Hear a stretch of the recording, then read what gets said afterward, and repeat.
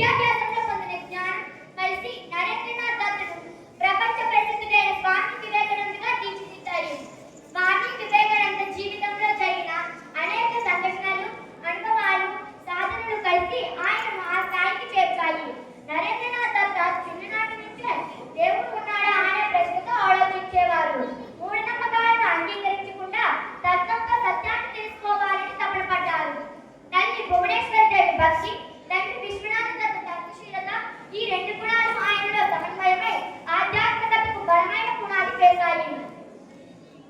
భారతీయ గ్రంథాలు అంటే వేదాలు, ఉపనిషత్తులు, గీతతో పాటు పాశ్చాత్య తత్వశాస్త్రాన్ని కూడా అధ్యయనం చేయడం వల్ల ఆయనకు విశాల దృష్టి ఏర్పడింది.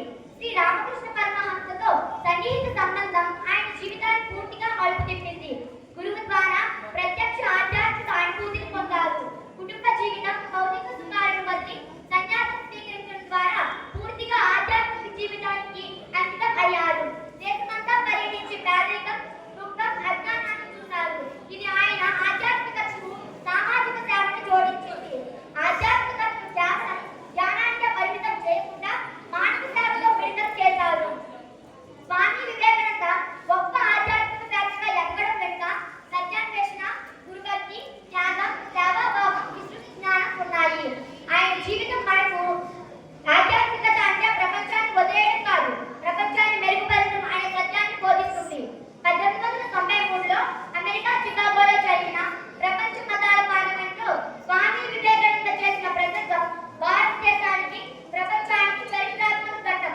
ఆ ప్రసంగంలోని ముఖ్యాంశాలు ఏమనగా సార్వత్రిక సోదరత్వం, సోదరులారా, సోదరీమణులారా అంటూ ప్రారంభించి సమస్త మానవులు ఒకే కుటుంబం అనే భావనను వ్యక్తం చేశారు. మత సామరస్యం, అన్ని మతాలు ఒకే సత్యానికి దారితీశాయి. ఏ మతం గొప్పది, ఏది చిన్నది అన్న భేదం అవసరం లేదని చెప్పారు. సహనం, స్వీకారం, ప్రపంచానికి అవసరం సహనం మాత్రమే కాదు, పరస్పర స్వీకారం అని బలంగా చెప్పారు. హిందూ మత మహిమ, హిందూ మతం విధాన సృష్టి కలిపి అన్ని మార్గాలను గౌరవించే మతమని వివరించారు.